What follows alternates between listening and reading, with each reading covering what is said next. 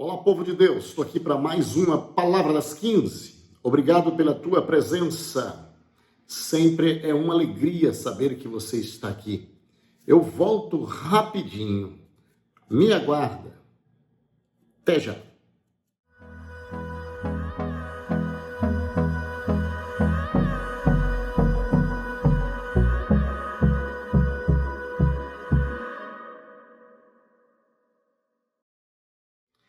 Palavra das 15 está no ar. Muito obrigado pela tua presença. Você é bem-vindo. Você que já está aí, muito bem-vindo. Obrigado. Todos, convide mais alguém para participar conosco nesta live, na tarde desse dia. Com certeza, Deus tem mais uma palavra para o seu coração. Estou aqui todos os dias, de segunda a sexta-feira, ministrando a palavra do Senhor, palavra das 15.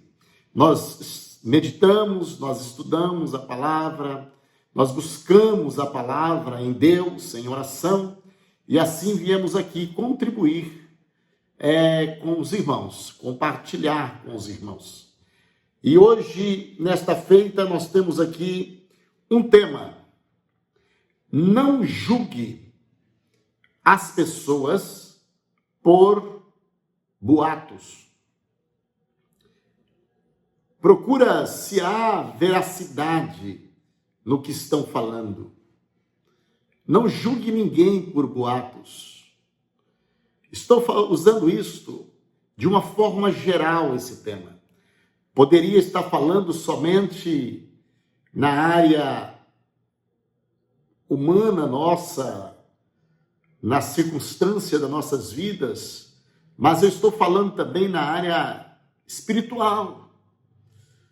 Quando você ouve alguém dizer, olha, fulano já deixou a igreja, ou ciclano aprontou, ciclano está disciplinado, ou não mais está conosco, ou foi num ambiente que não agrada a Deus. Antes que você tenha toda a cariação desse assunto, não julgue ninguém por boatos. Não julgue ninguém por boatos. Porque ser vigilante é uma coisa. Agora, acusar e julgar por boatos é diferente. Ser vigilante é uma coisa. Se saiu algum boato, precisamos conferir. Antes de conferir, também não vamos abrir portas. Antes de conferir, não, porque existe uma suspeita. Mas isso não temos ainda a veracidade. Se há uma suspeita, precisamos averiguar isto, se é real ou não.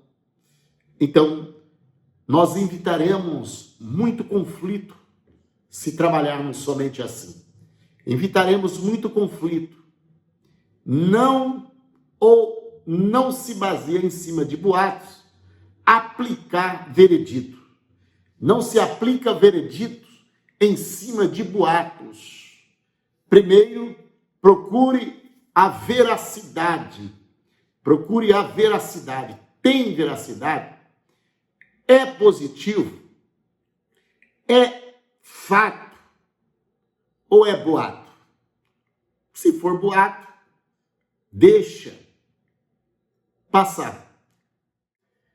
Então, 22, verso 1, estarei lendo alguns versículos para nós entendermos o que é este assunto. Por que este assunto? Então Josué convocou a tribo de Ruben, tribo de Gade, a meia tribo de Manassés. Ruben, Gade, meia tribo de Manassés. Ele disse, vocês fizeram tudo o que Moisés, servo do Senhor, mandou e obedecerem a todas as minhas ordens, dizendo Josué. Verso 3, durante todo esse tempo até hoje, não abandonaram seus irmãos das outras tribos e tiveram o cuidado de obedecer tudo que o Senhor, seu Deus, ordenou. Quem é que teve esse cuidado? Ruben, Gade e meia tribo de Manassés. Isso é um reconhecimento do seu líder, Josué. Agora o Senhor, seu Deus, conceda descanso a seus irmãos, como prometeu a eles. Portanto, voltem para a sua casa. Por que volte para a sua casa? Porque a tribo, a terra de Rubens, Gade e meia tribo de Manassés estava do outro lado do Jordão. Foi lá que eles adquiriram a terra. Mas desta feita eles estavam desse outro lado junto com Israel. Então eles ajudou ao atravessar o Jordão, eles ajudaram, eles trabalharam ali para o muro de Jericó. Então eles trabalharam para adquirir mais terra, eles ajudaram todo Israel a lutarem. Então agora eles terminaram, vamos dizer, todo o trabalho que eles fizeram. Então Josué, o seu líder, despede eles, diz: olha, volte para casa, o Senhor te deu descanso para vocês, volte em paz, vai para a casa de vocês. Agora o Senhor, seu Deus, concedeu descanso aos seus irmãos, como prometeu a eles, portanto, voltem para casa, para a terra que Moisés, servo do Senhor, lhe deu com sua propriedade do outro lado do Jordão. Moisés havia dado essas terras para eles, e era lá que eles iriam residir. Mas tenham cuidado de cumprir todos os mandamentos e a lei que o Senhor... Então aqui vem um conselho de Josué para que eles obedecem à lei que Moisés escreveu por ordem do Senhor. Moisés, servo do Senhor, lhe deu: ame o Senhor, seu Deus, ande em todos os seus caminhos, obedeça aos seus mandamentos, apegue-se a ele firmemente, sirvam-no de todo o coração e de toda a alma. Verso 6. Então Josué o abençoou e se despediu deles, e eles foram para casa.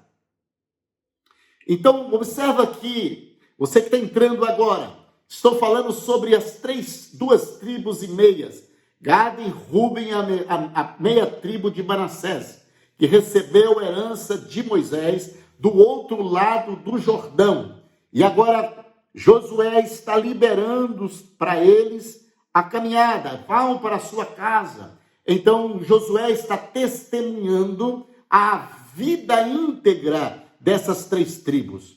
Josué testifica, abençoa e conselha a eles: continue como vocês têm sido com o Senhor, com a palavra, com a obediência, com a ordem que o Senhor passou a Moisés e Moisés transmitiu a vocês. Então há um conselho. Moisés tinha dado o território de Bazã, o leste do Rio do Jordão, a meia tribo de Manassés, a outra metade da tribo. Josué deu a terra do oeste do Jordão, quando Josué o despediu deles e o abençoou.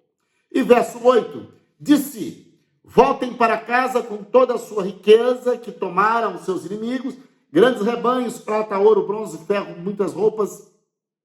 Verso 9, assim os homens de Ruben, de Gade e da meia tribo de Manassés deixaram os outros israelitas em Siló, aonde estava Canaã, e partiram para a sua própria terra em Gileade, aonde eles tinham as terras deles que receberam de Moisés, da qual havia tomado posse de acordo com a ordem do Senhor por meio de Moisés. As tribos do leste constroem um altar agora. Enquanto ainda estava em Canaã, chegaram a um lugar chamado Gililote, perto do Rio Jordão. Ali os homens de Rubens, de Gade e da meia tribo de Manassés pararam construir um altar grande, imponente. Mas, para o povo de Israel, quando se fala em altar, fala de oferecer sacrifícios ao Senhor. Então, oferecer sacrifício, culto a Deus, quando fala em altar, altar é sinônimo, é o lugar disso. Então eles construíram um altar imponente, chegando em Jordão, ainda do lado de Canaã. Resultado: os outros israelitas que ficaram em Siló, que é Canaã, souberam que os membros das tribos de Ruben, Gade e da meia tribo de Manassés haviam construído um altar em Gililote, nos limites da terra de Canaã, do lado oeste do Jordão. O que aconteceu? Por isso, toda a comunidade de Israel se reuniu em Siló e se preparou para guerrear contra eles. Deixa eu chamar a tua atenção. Cuidado preparar guerra contra alguém por causa de boatos. Cuidado se levantar guerra contra alguém por causa de boatos. Às vezes a pessoa trabalhou certinho, foi amigo, foi um fiel com tudo, e às vezes só por causa de uma palavra, um boato, já se mobilizam para uma guerra, para enfrentar que na verdade são seus próprios irmãos, seus próprios companheiros, seus próprios irmãos. Trabalharam com vocês até agora, nunca deram problema, só deram bons testemunhos. E agora, de uma hora para outra, imediatamente, vocês já querem preparar uma guerra contra eles. Não faça isso por causa de boato. Não age precocemente por causa de boatos. Não haja precocemente por causa de boatos. Procura saber se há veracidade. Porque se for boato, é boato. Não precisa de guerra. Mas o povo israelita, quando soube disso, por defender o verdadeiro altar de adoração a Deus, por defender a igreja. Às vezes a pessoa pensa, hoje estou defendendo a igreja, mas ele já quer montar uma guerra. Não. Procura fazer a cariação desse assunto. Eu sei, você defende a igreja. Parabéns por isso, é o seu dever, é o meu dever. Defender no sentido de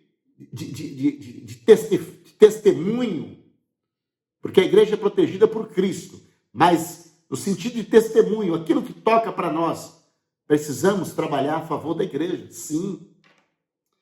Mas os israelitas, toda a comunidade de Israel se reuniu em Siló e se preparou para guerrear. Antes, porém, enviaram à terra de Gileade uma delegação liderada por Finéias. Aí tem um diferencial. A nação queria guerrear, reuniram, pegaram as armas contra os seus próprios irmãos por causa de boatos. Então essa palavra de hoje é de reflexão. Não age precipitadamente. Procura averiguar se foi, se é verdade, se tem veracidade nisso, se procede. Procure verificar. Não haja precocemente, precipitadamente. Não haja desta forma, porque pessoas podem morrer. Pode morrer, estou falando morrer espiritualmente e até literalmente. Por quê? Porque não aconteceu nada, é boato. É como um boato de adultério. A pessoa já pega a arma, já vai e mata a pessoa, e na verdade mata a esposa, e na verdade não houve nada, foi apenas um boato. Então vigiemos com boatos. Não formaremos guerras sem saber a verdade. Não faremos guerras por causa de boatos. Não faremos guerras por causa de boatos. Boatos continuará sendo boatos. Mas a liderança superior de Israel, eu posso dizer que é o próprio Josué, então enviaram à terra de Gileade uma delegação liderada por Finéias, filho do sacerdote Eleazar, para conversar com as tribos de Ruben, de Gade e a meia tribo de Manassés, para conversar. A guerra ficou com o israelita, com todo o Israel. Mas antes, vai lá Finéias, pessoas que não têm partido, pessoas que é fiel, pessoas que defendem realmente o Deus Todo-Poderoso, sem partido A e partido B. Porque se estiver partido não adianta nada. Se manda lá a pessoa que não gosta de Rubens, não gosta de Gades, não gosta de Manassés, ia dar problema, mas não. Finéias era uma pessoa centralizada. Use sempre alguém centralizado. Finéias é aquele que defende a casa do Senhor, protegem a casa do Senhor. Então, Finéias, que é o filho do sacerdote da tribo de Ruben, conversa com a tribo de Ruben, de Gade e a tribo de Manassés, verso 14. A delegação era formada por 10 líderes de Israel. Finéias liderou esses 10 líderes. Então foram esses 11 lá. Um de cada uma das tribos. E todos eles eram chefes das suas famílias, dos seus clãs. Verso 15. Quando chegaram à terra de Gileade, disseram às tribos de Ruben, de Gade e a tribo de Manassés: toda a comunidade do Senhor quer saber por que vocês foram tão infiéis ao Senhor, Deus de Israel. Como puderam afastar tanto o Senhor? Vocês construíram para si altar, rebelando contra ele. Não bastou o pecado de Peor, está citando lá em Números, capítulo 22, e continua falando, lembra também do pecado de Acã, lembra também dos pecados que aconteceram, e foi falando, lembra de quantas pessoas morreram por conta desses pecados que eles citaram.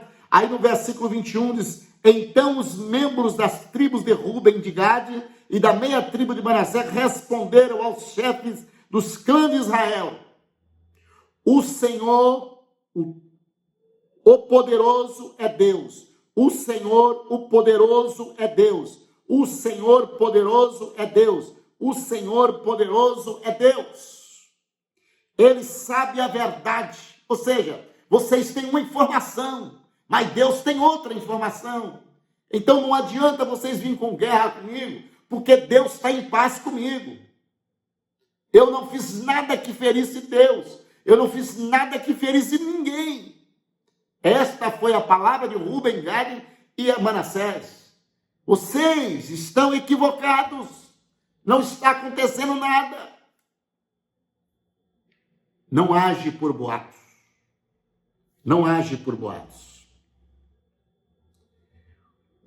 O poderoso Deus, ele sabe a verdade, que é a verdade que prevalece. E que Israel saiba também: não construímos o altar por rebeldia nem por infidelidade ao Senhor. Se o fizermos, não poupe em nossa vida, porque não fizemos isso. Se construímos altar para afastarmos do Senhor ou para apresentarmos holocausto, ofertas de cereal, oferta de paz, que o próprio Senhor nos castigue.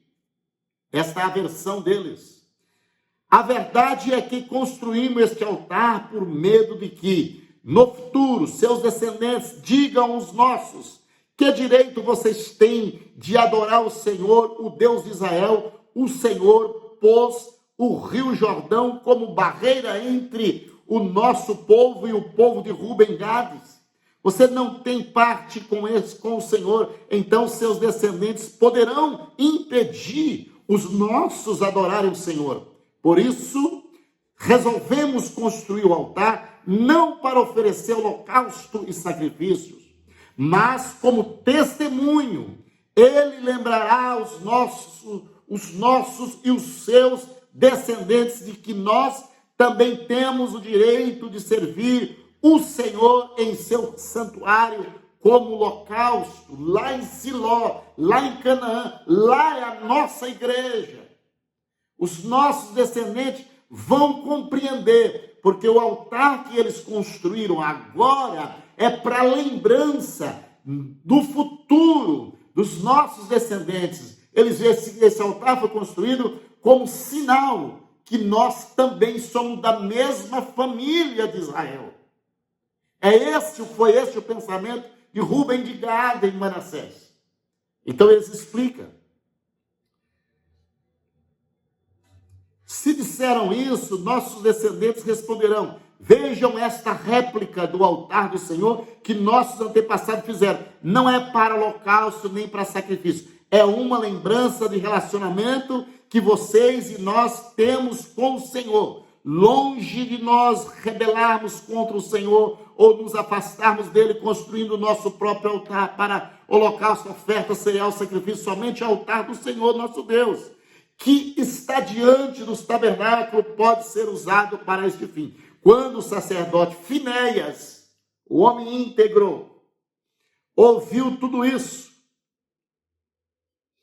e todos os chefes que estavam com eles ouviram, a tribo de Ruben, de Gade e de Manassés, ficaram satisfeitos com a resposta. Finéias, filho do sacerdote Eleazar, lhe respondeu: hoje sabemos que o Senhor está no meio de nós, pois vocês não foram infiéis ao Senhor. A verdade, e não boato, é a verdade. Eles não haviam rebelado coisa nenhuma. Era só boatos. Era só boato.